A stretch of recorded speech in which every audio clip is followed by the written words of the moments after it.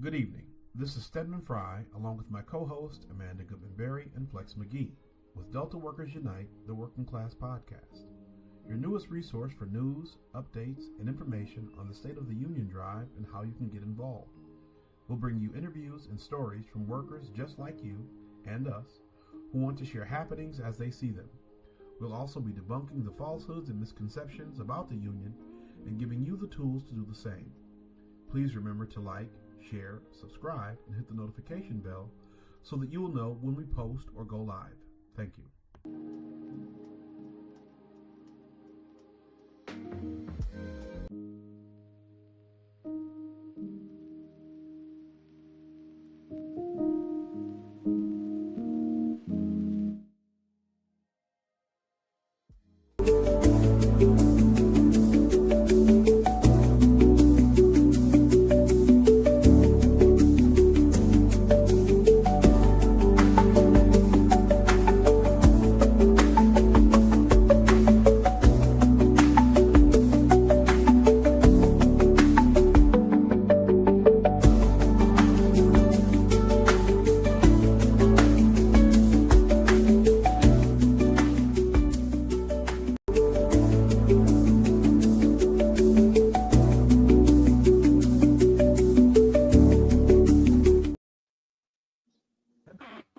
I had the loop on from the title card and still had some of the other issues, but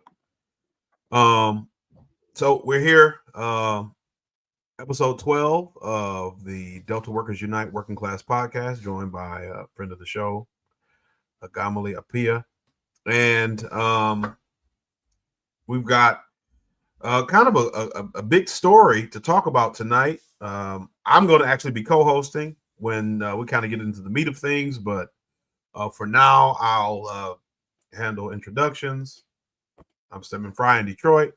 I'll pass it to Amanda and let her kind of take control for now.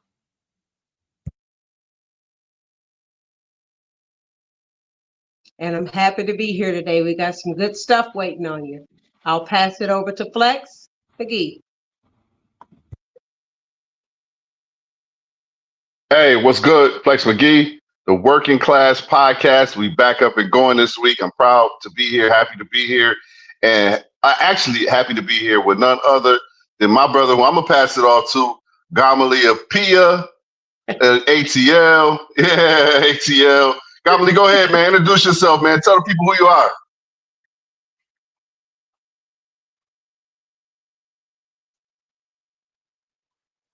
Yeah, this is Gamali Apia, ramp agent at Delta in Atlanta Worldport. Just here for my coworkers. So we got this union drive going on, and we want to be successful. So I'm here to support, and everybody knows it's going to take all of us, not one of us. Everybody's got to do their part, and we'll get it done. That's right. Hey, man. Right. Hey. Good things are going. So we have we plan to have two guests join us later in the show. One of them will be I am let's see. I want to make sure I get the title correct. I am Director of Membership Services for District 141. Frank Gianola, who was instrumental in organizing this drive in San Jose. And we have Delta, not Delta. We have a Unifi employee, Mark Aguilar, who will be joining us as well to talk about how the drive went along and exactly, what they went through and how they did it, essentially. So unless anybody wants to say anything, I kind of want to set the tone for what we're talking about in a little bit more detail. So I'll give if anybody has anything they want to say. If not, I'll keep going. The workers in San Jose who work for a subsidiary of Delta Airlines called Unifi, about 70 employees, voted to join the IM.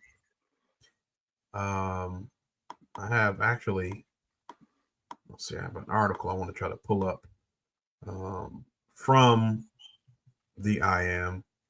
And it's one of I was telling the group before the show that looking for the article, looking for information on it online, I only found really two sources. And those sources were the IM website, and it was another aviation labor website. So I thought that was interesting that this isn't making larger news, but I guess, when you understand that, the company has a lot of control in the media, that'll affect what goes on. And I don't want to read a lot of this article, but I want to just kind of set the tone.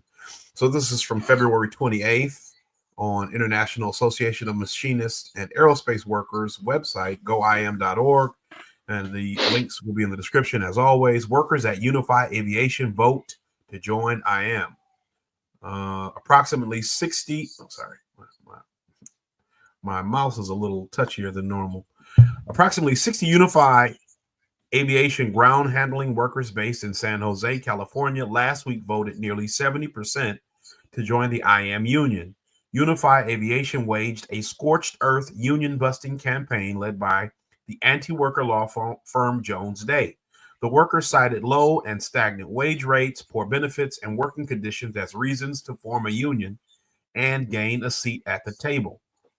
Although the IM union, filed the petition to hold representation elections in July 2024, it took 6 months for an election to be held due to management's stall tactics. Quote, I am very proud to welcome these determined and courageous workers into the aviation's largest union, the IM, end quote, that IM Air Transport Territory General Vice President Richie Johnson, who we had on the show, show episode 9.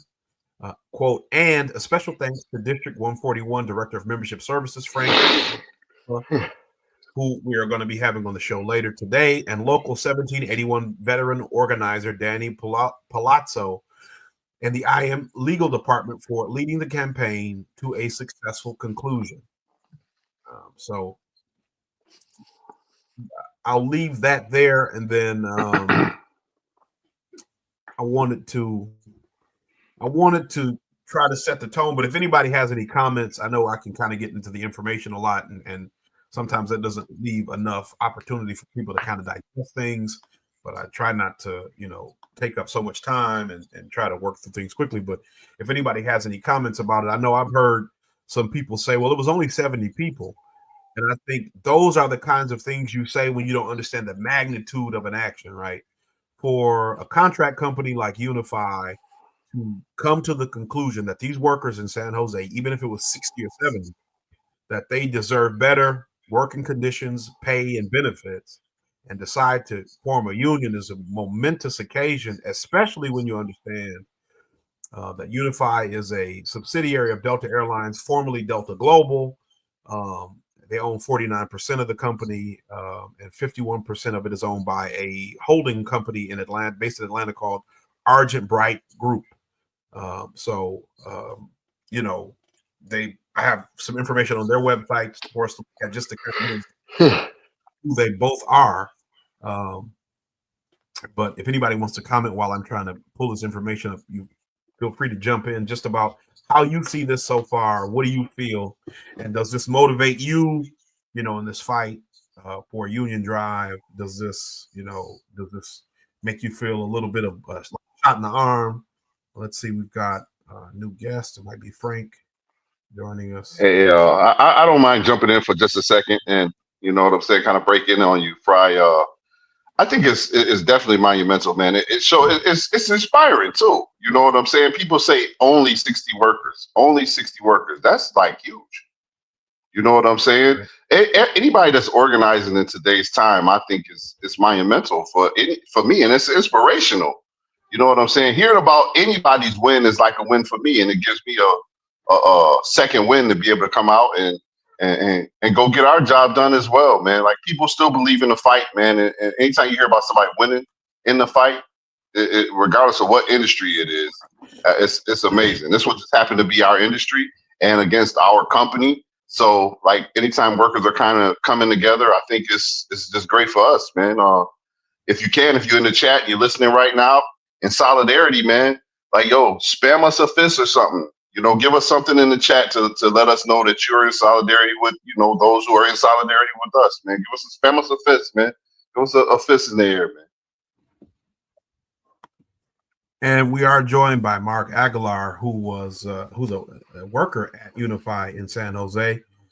So he was on the ground as the drive was going forward, and we definitely like to hear what he has to say. But I'm going to let Amanda kind of take a bit of point on this as far as hosting and leading this section. Unless she wants me to kind of keep where I'm at until Frank gets in, I'm fine with that. But if she wants to jump in at all or anything, I'm more than willing to give up the microphone.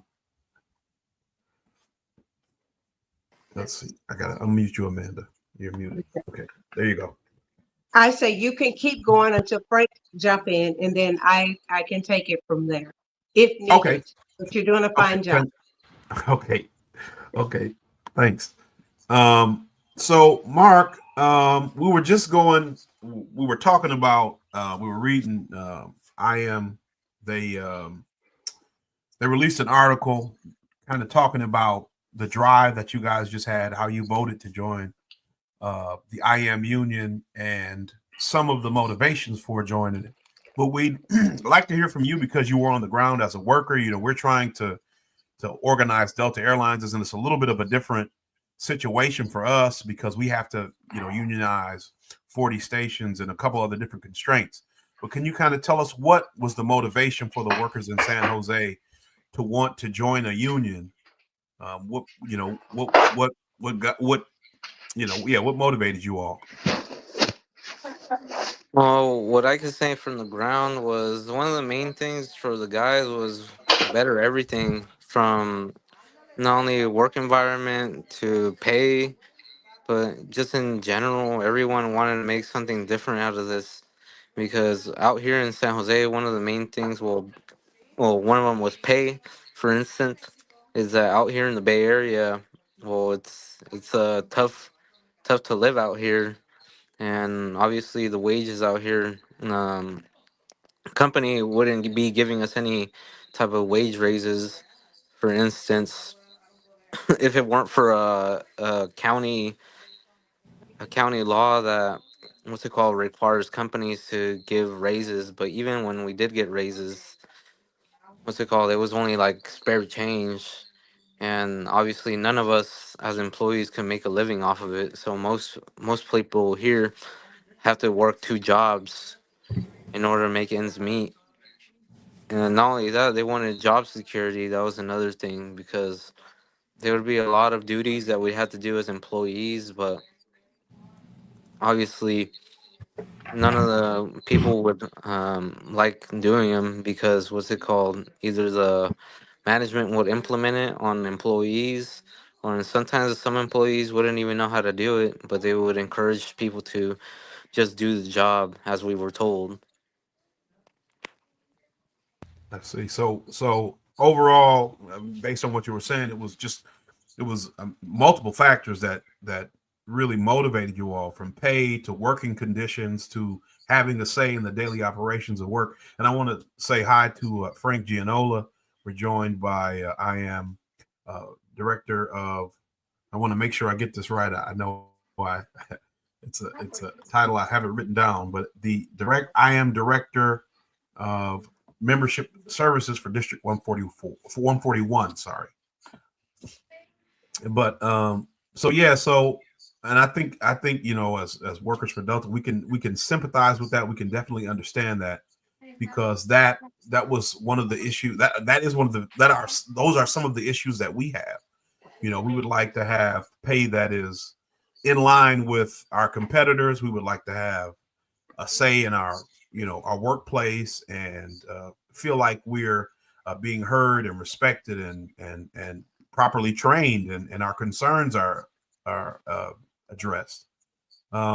So were there any things that Unifi tried to do to intimidate you all? Did they try to deter you all from signing cards or from discussing the union at work at all? Or did they do anything to people who were actively organizing to either make their jobs harder or to discourage them from continuing? Yeah, of course. For me, well, I was literally the lead that made this movement even happen in the first place. During the beginning times of when we first got all the petitions signed, I had two full-time jobs at the time, and what's it called? One of the things that they did to me, for example, was when I had both jobs, I was around the break room during a really hot day on the clock on my other job. And what's it called? What ended up happening was they emailed my former employer about I was allegedly getting petitions signed for the union while on the clock on my other job, and which ended up happening to me was I got fired from my previous job to try and intimidate me to not making this actually happen and go through. Mm. And during that period, well, when they allegedly sent that email to my old bosses, they alleged that I was getting petition signed, but everything was already done. We had already got all the petitions signed enough to send it to the company in order to have an election. And not only that, it's still, even when I was still employed. Oh, well, I'm still currently employed by Unifi.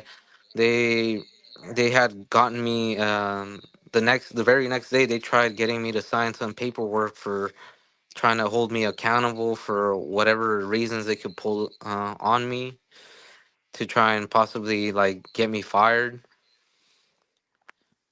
And it was just a real roller coaster in my end because I had to deal with it. I had to deal with having to figure out how to make ends meet and stuff like that. And not only that, it just kind of pushed me a little bit more of like and trying to show the other employees if this ain't happening, if this is happening to me, it could happen to you if you were in my place. And I believe that encouraged a lot of other employees to actually follow through to go union. That's great to hear. I appreciate your courage. And I think, a lot of our viewers can appreciate your courage as well. I know, we all know how much effort it takes to put yourself out there and the sacrifice you made, talking about how multiple jobs is a requirement to live out there. And then having, that sabotaged by a company you work for because you are trying to improve the conditions of your job. And so I was I have it pulled up, and I just want to pull it up now because I think it's funny in a very kind of hypocritical way. But here's Unifi's website. Here are their values, right? Passion. We believe in what we do, and we're excited about the impact of our work and have fun doing it. Integrity. We are honest, ethical, and committed to doing what's right. Empathy. We are mindful of how our actions, words, and decisions affect our employees, customers, and partners. And so, it says we are going where we are going and why we do what we do. So I'm not going to read all that, but given the information that you've given us about just some of the ways that you can remember about how you were targeted and impacted by trying to make your work conditions better for yourself. And, this is going to have reverberations for Unifi at the very least around the state of California, if not around the country, because this is a really big deal, especially when, we talked about Delta owns 49% and the holding company owns 51%. So I don't know if anybody else has any questions for Mark. Amanda, you've got a question. I'll mute. Actually, I want to jump in with Mark real quick. Am I muted? Yep. Okay. So, Mark, thank you so much for your honesty. Thank you for speaking up for your coworkers and the workers to come. Thank you for that. That was greatly appreciated.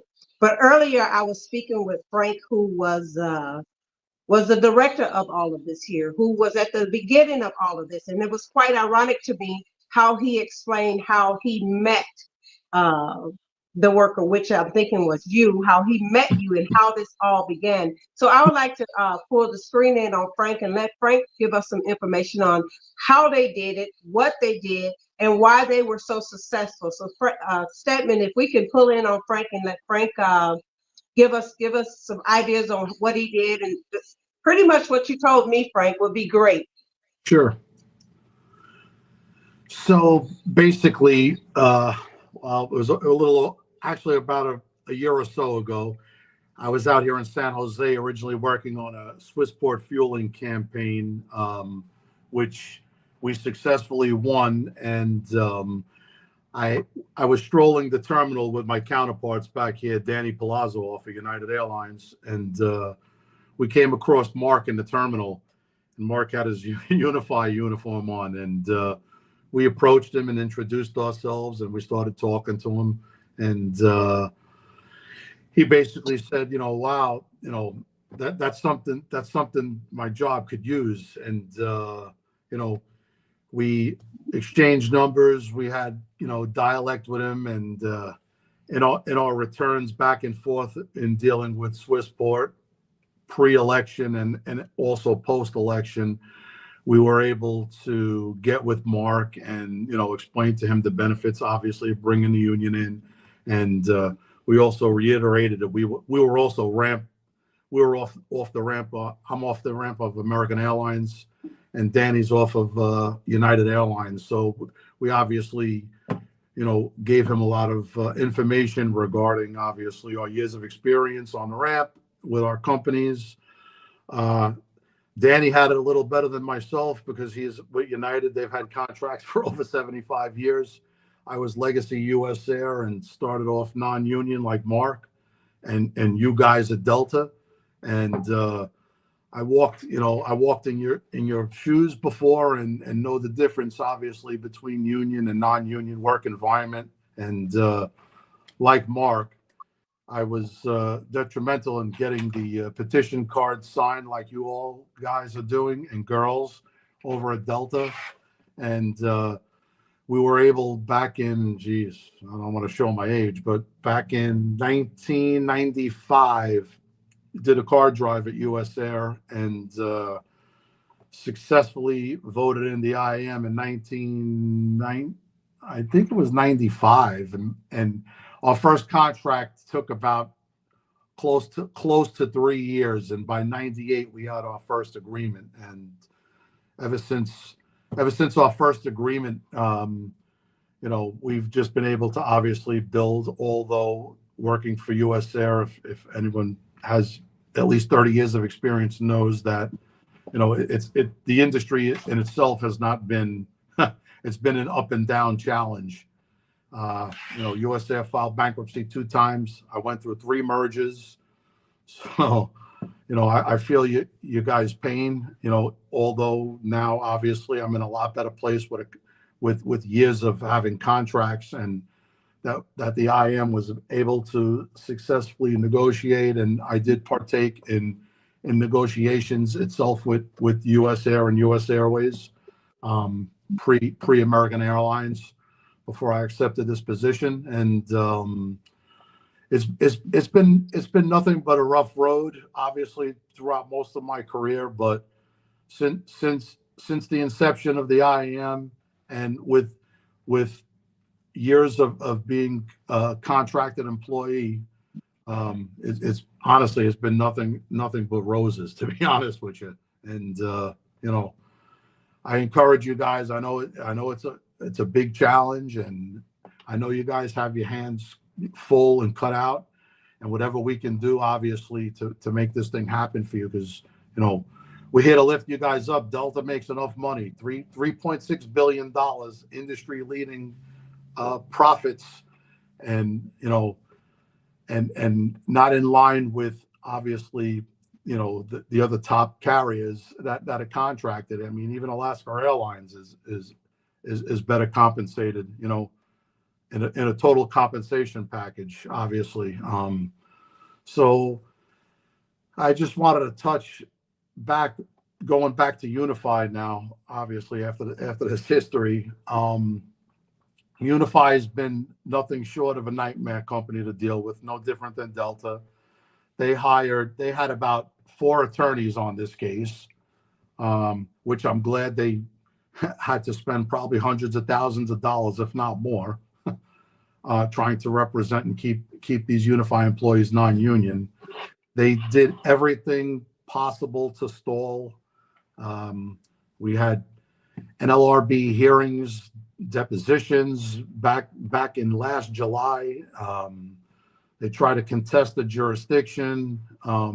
They threw everything possible to these employees, and I'm really proud to say, most of these employees have become friends, personal friends, and they did a hell of a job sticking together. And that's what you guys at Delta need to stick together and keep fighting this company, because they're evil and they'll do anything possible to stop the wave. So if there's anything I can do, obviously, on my end, we're gonna keep attacking Unifi, because we've got, just since we won San Jose, we got two other stations have reached out, obviously looking to do the same, and there's a couple of other ones that have been going on under the table that I didn't even know about. But there's a wave going over at Unifi. Hopefully that traction will gain some more momentum on the mainline side, because you guys surely need it. Thank you, Frank. Stedman, can you pull us all back in? I have a question for Mark also, and anyone else that want to say something before me, you're more than welcome to. So, Mark, going through all of this, and especially the tension, I'm sure it was a lot of tension at work. I'm sure it was a lot of watching everything you do, everything you say. The one question is, how did it feel once you guys were unionized? What did that feel like to you? What did it feel like? I mean, at first there wasn't any way to put it in words, because I was literally there when they were counting out the votes. I was a bit anxious about it at first, because obviously, the beginning of when they were counting all the votes, it was a little bit more no's than yeses at the beginning, and it kind of got to me of how, because there was a regional HR and the what's it called, the company attorney were present for it. They, at the beginning, they were kind of smiling, thinking that they were winning, but it was more satisfying noticing that their little smiles were going away once the amount of votes of yeses came through, and finding out that we won in a landslide was even greater, because at the end, I didn't feel like none of them wanted to shake my hands at the end, because I even tried and they didn't want to, especially the company attorney. His name was Matt Westerman, which was a bit funny because he had asked me to shake his hand at the beginning before um, during before the election. But I told him no at the beginning, but he thought it might have been personal. But I told him in reality, I had just finished the shift and my hands were like really dirty. But I'm not sure if that played a factor in that, of him not wanting to shake my hand. But I know he wasn't pleased for the outcome. But it was really, it was a bit surreal. I just really knew, like, finding out that we won kind of put some closure to like what we all wanted as employees, because we wanted something better at the end of the day. That's awesome. Let's give him a hand clap on that. That's awesome. So, Frank, I want to ask you this here. Kip had a question in here. What kind of maneuvers did the lawyers try? What did they try to do? Thank you so much for that answer. What maneuvers did they not try? They tried everything possible. I mean, they threatened. They had the managers threaten employees. Actually, actually, Mark, I just walked back from the airport. I walked into the break room looking for the manager, and we had a little sit down with him and told him basically to cease and desist what he's doing, because we know that he's going around asking his little minions to ask people who voted yes, what they voted. And he actually said that, he was paying closer attention to the attendance, to employees' attendance now, obviously post election. I said, you do know you have one unfair labor practice against you guys right now. Okay, what happened with the election happened. It's the past. If you want to move forward and have a working relationship with your employees, I suggest you stop all of the things you're doing to your employees at this point, because you've already lost total respect, and it's obviously with the turnout of the election. So we had a long talk with him, and hopefully, his attitude will change towards you guys. But to be honest with you, I think the writing's on the wall for him. I don't think he'll be there much longer, because he mentioned going back to San Diego, where he came from. So, Frank, before I let I'm sure Dominique, Stedman, all these guys got some other questions to ask also. What did that feel like for you, knowing that you had been a part from the beginning of this, of helping to unionize, unify? What did that feel like for you? And especially with Delta having such a big drive going on to take 60 plus people and unionize, unify, and to beat the beast that just don't seem to want to go away. And as you said, what they did not try. So what did that feel like for you being I think you said, Brian, you guys being there on the ground, working with Unify, trying to help them get unionized? What did that feel like when they finally said, you win, you won? What did it feel like for you? Because I've worked Delta workers to get a sense of what that really feels like when they say you won. Well, the feeling was, when they were doing a count, like Mark said, the first three ballots that came out were red with no, but then there was obviously a wave of yeses, and I just actually stood there and watched the attorney striking the count, the vote, on a pad, making faces to his HR department, and I kind of just stood there with, honestly, with a shit ass grin on my face, laughing, thinking, how much are they paying this guy? Saying it's really sad that, my new brothers and sisters in San Jose are making the airport minimum wage ordinance pay, and they're paying this piece of crap next to me probably hundreds of thousands of dollars to try to thwart their effort to become unionized. So I kind of was laughing, and he got really pissed off at the end, especially when the board agent who proctored the election tallied it up, wrote out the paperwork, and asked us both to sign it. And of course, I mean, I signed it with great joy, and he denied, and the board agent was like, "You're not. What do you mean you're not going to sign it?" He's like, I refuse to sign it." So he was kind of like a sore loser, obviously. It was nothing but pure bliss, thinking, that we actually overcame, like you said, the beast, the Delta. You know what? I'm going to be honest with you. I'm a Delta hater, not the employees, the company, for the way they treat their own, obviously. And I got hired, by the way, back in 1988 as a cabin services agent at LaGuardia by Delta.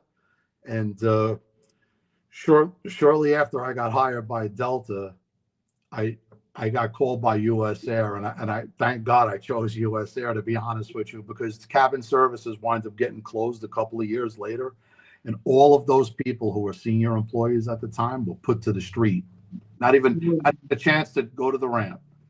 So, for me, obviously, I've lucked out quite a few times throughout my career. I mean, that was the first lucky bid in 1988 when I didn't go with Delta. So any chance I get to beat up on Delta, the corporation, not the employees, I would take great pride in doing so.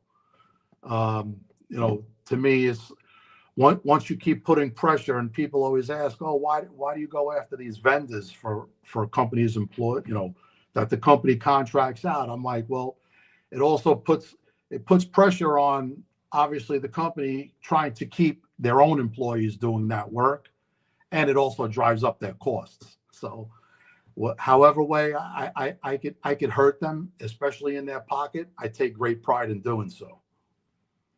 Thank you for that, Frank. Last question, and I'll let the panel have the rest of them. Mark, Sure. what does it feel like now when you walk into the break room? How do you feel when you walk into the break room as a unionized worker? How does that feel to go from non-union to union? How does that feel for you walking into your break room? Well, for sure is knowing that I have job security and that it would be a lot harder for them to get rid of me because I know they still have some type of resentment towards me, at least management out here in San Jose, because obviously they didn't like the move that had happened, especially since they had been posting a lot of papers saying to vote no everywhere in the break room. At the very next day, all that paperwork that they had posted on the walls had all been taken down, and to me, just for them knowing, like them knowing that it's all over, just put like a big smile on my face, knowing like damn, this is all over, and it's just a lot of weight that got taken off my chest, knowing that I don't have to look at my back, knowing that they would try and use anything to get me let go from the job. Thank you, Mark. So I'll pass it over to the rest of the panel because I'm sure they got questions too. But thank you guys so much, because Delta workers need to hear that all things are possible. And 100%, if you can stand the test of time as being that unified person to work along with the IAM to get this done, I'm sure 18,000 people, we can do the same thing with half of the people, with the majority of the people. So I'll leave it open for the panel to ask some questions, but thank you guys so much for just even being on here today in such a short time and a quick time, because Delta workers need to hear this, that we can get this done. So I'll let Stedman, Gamali, and Flex ask some questions. And thank you for your answers. Thank you for stepping in. Thank you for being heroes in this drive, because that is what you are. You are a hero who stood the test of times when all odds could have worked against you, but yet you stood with the workers and you stood for yourself, and that was an amazing job. So I'll leave the floor open to the rest of the workers to ask some questions too. Amanda told me I did too much before. I've only done this one but I had a couple of times my finger was itching, but I said Amanda said, so I won't do it. But I just a great time to kind of put an exclamation point on what Amanda said, and again to reiterate, thanks and appreciation for Frank and Mark for coming to join us on kind of short notice. I won't ask any questions just yet. I'll open the floor up because I know Gamali hasn't really gotten to speak a lot in Flex, and I can talk all day, and so I'll chill and sit in the background unless there's dead air. Then I'll jump right in. There's nothing for me.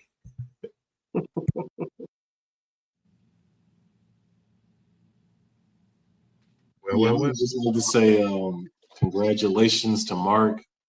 I mean, thank you for your courage. Because sometimes it just takes one person. And it's a historic, I don't think people really realize how historic this is, because Unifi is basically DGS. Delta owns 49% of it. So, I mean, this is huge. And so the question I would ask you, Mark, is what would you say to your brothers over here on the main line, Delta main line? What would you say to the people who are discouraged or don't believe it can be done? What would you say to them so that they can make it happen on our side?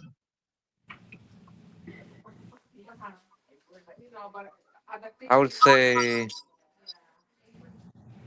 keep pushing if you guys want something better, because obviously the company isn't gonna do much for you guys, and more believing and not believing all them lies that your your bosses are gonna be telling you inside the workplace. Because for a lot of other people besides me, they will be coming back to me and telling me that this is what the bosses told me. Oh, we could lose our job. Oh, like if we go in union, like, oh, we're probably gonna let you go, and et cetera and et cetera. Just not just staying together, like how you guys said, because a lot of employees like would come back to me and ask me for information because they would feel really discouraged from whatever lie they were told, not only from managers but from HR when he would show up to try and say like, oh, yeah, the union can't promise you nothing, for example. And it's just more like just a togetherness, trying to make something happen. If like for instance, like how I said, HR would say that that the union can't promise you anything. Other employees would counter by saying, "Well, what are you guys gonna promise us?" But they wouldn't know what to respond, and they would stay quiet. And I felt like that togetherness is what made it actually happen.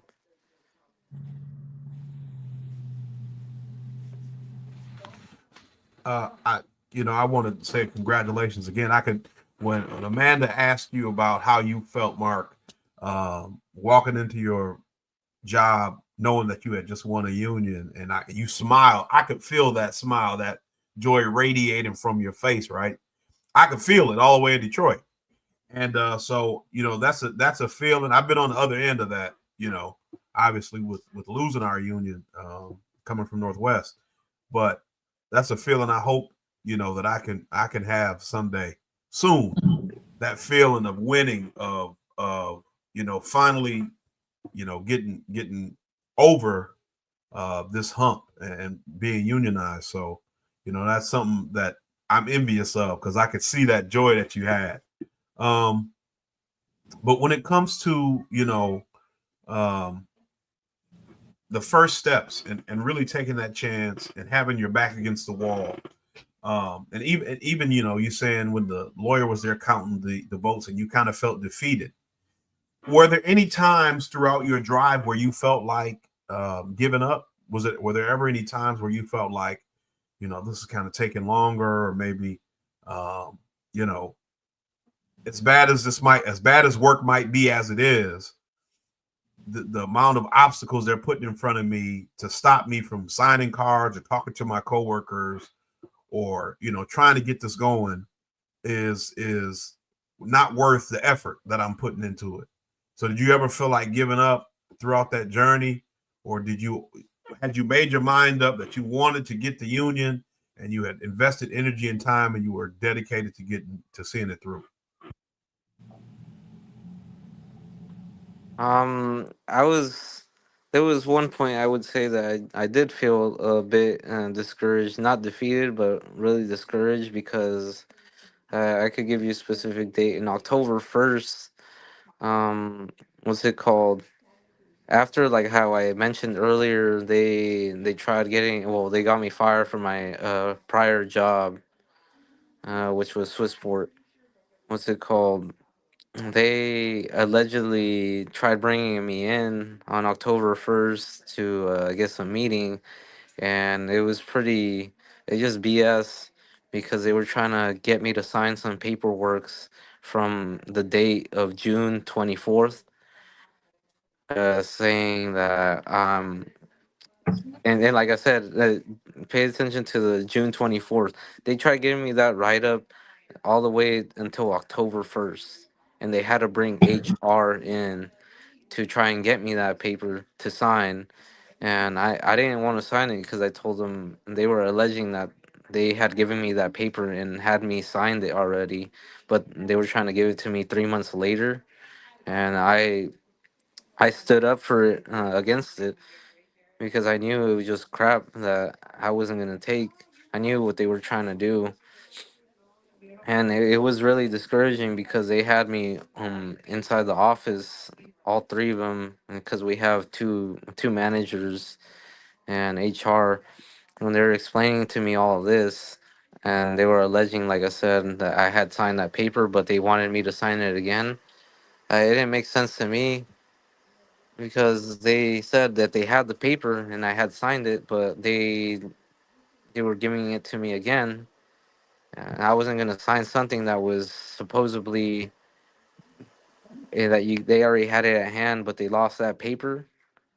And then not only that, after I told them no, I didn't sign that paper. A week later, they had to bring someone else that was not HR. That I guess I don't remember her name, but she was in her position was management support, and they had me basically given. They were giving me a final notice, a final write up. If I had any more after that, I would get fired, and that really did put a lot of pressure on me and just made me think a lot. Like, why am I doing this? Is this even right? I felt a bit defeated because I felt like I was on my last string of having a job inside the airport, and I actually at that point I liked doing my job. I liked everything about it, but then it just made me feel like I'm not enjoying this no more. Why am I doing this?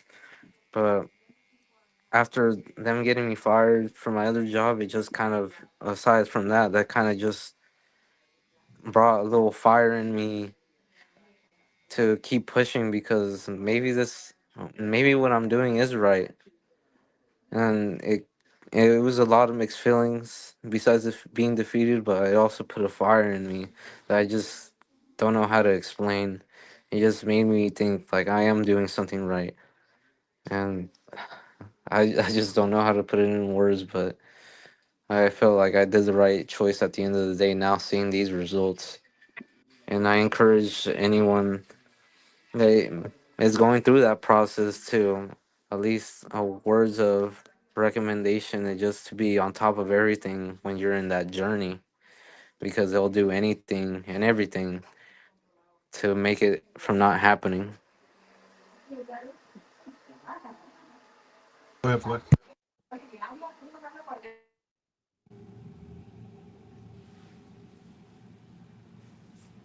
All right. Hey, I just wanted to jump in before we wrap all of this up. I want to say, hey, listen, Mark, I want to give you your kudos and your credits, and I want to give you some flowers, bro.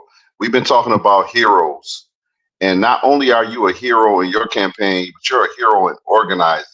Like I want, and Fry, I need you to cue up some applause for this.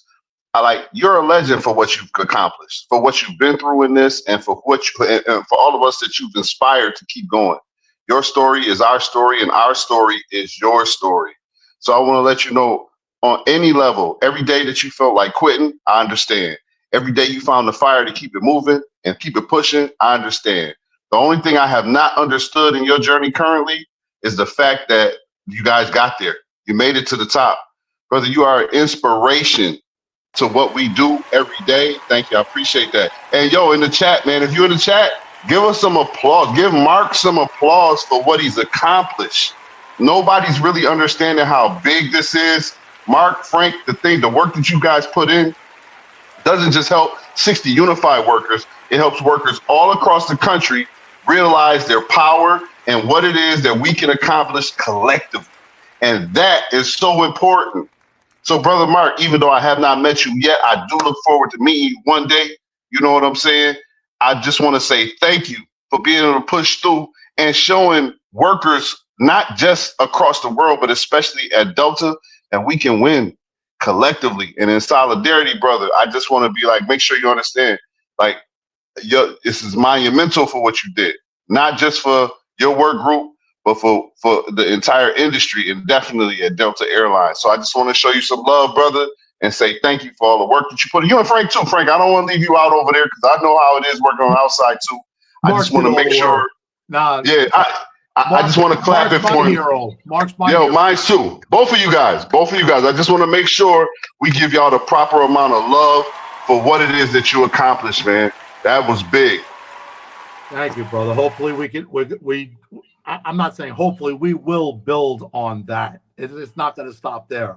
I mean, at Delta, at Unifi, and any other company that wants to organize, we'll support them all the way to the end. And we're not done yet. We're not done yet. We're not done.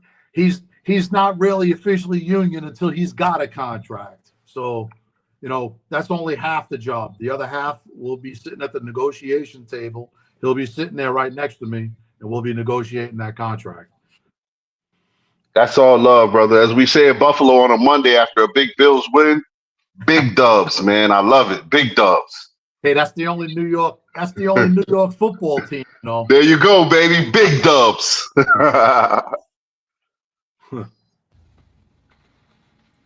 I want to say, as I'm listening to Mark talk and Frank even telling his stories about his interactions, with this process, it just I'm drawn back to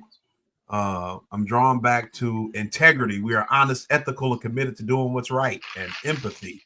We are mindful of how our actions, words, and decisions affect our employees first. They put employees first, customers and partners. And it reminds me of, I believe it was episode 2 or 3 that we did, the revolving door, right? We talked about that. Yeah. How Delta has this idea of you can come talk to us about anything and everything. And I think the significance of us bringing up that Unifi is owned by Delta, right? 49% and 51%. And Gamali, you were saying that's probably so they don't look like they have a monopoly on airline industry, because having a majority share of this company with all the airlines consolidating could be a problem. But what is essentially happening is Delta is undercutting its own employees by hiring and utilizing a contract company that it owns and pays those workers less money, gives them worse benefits, worse treatment, worse equipment, and et cetera, et cetera. So we need to understand the depths of the lengths that the company will go to try to deny its workers what we have decided collectively that we want, which is the right to have a vote for a union, right? We want a union ultimately, but at this stage, we just want to have the right to have a vote. We want that to be observed, right? We don't want to be interfered with, or, like Mark was talking about posters and stuff in the room, or even Frank was talking about the different tactics the lawyers and HR use. And even we've talked about how much money they spend and waste paying companies and people to try to stop us from having a union, when they could just give us that money for better pay, benefits, and other compensation, right? So I don't know if anybody else has anything they want to say. We're at the 54-minute mark. So again, when we have guests, the shows are kind of a bit longer, but we hope that the perspective from our guests is enough to keep you motivated and interested to at least come back and listen if you can't watch it all. And I'll give it back to you, Flex. Hey, I don't want to cut you off, but the one thing I did want to do before we close out is ask our brother Mark if it's anything that you could say to Delta workers across the system who are going through the same struggle as you for motivation, or just to let them to connect our struggles. Mark, is there anything you have to say that could help us in our fight to unionize? All I want to say is you won't know if you don't try, and if you don't try, you will never know. Oh, you'll never find out. I love that, brother. And I appreciate, like I said, like your hero in not just organizing, but in this entire Delta fight, man. Like you gonna go down as a legend because you're gonna be the first person that we talk about when we win, and how you inspired us and your 60-person group, and how you guys did it and passed that momentum over to us. So I personally want to say thank you, and I appreciate you and your efforts for what you've done, not just for yourself, but your coworkers, and also those of us over on the mainline side who are fighting the same fight, brother. And I just want to make sure that everybody gives you your flowers currently here today with a round of applause. Anybody, if y'all can give us a couple clapping hands in the chat, make sure brother Mark feels this love. We need people like you, man. I aspire to be able to sit in your shoes one day and say the same thing, brother. Thank you. Thank you, man. It means a lot. I Thank never you. really thought it would be this big of a movement for everybody. Yeah. I'm still trying to wrap my head around it, but I hope this gives y'all more motivation to keep doing what you guys are doing, because I know y'all guys want everything better for everyone, not just yourselves, and that's just selfless. And I love being around people like that. Thank Yo, you, Mark. it's the humbleness for me, bro. It's the humbleness for me, bro, man. Thank you, He's so humble. bro. Yes, thank you. So as we wrap up segment, I wanted to give Frank the last voice on this, because it took a lot of work, it took a lot of commitment. And what would you say to the AOs who is trying to get Delta on board? What would you say would be a great help as of something that we may be missing?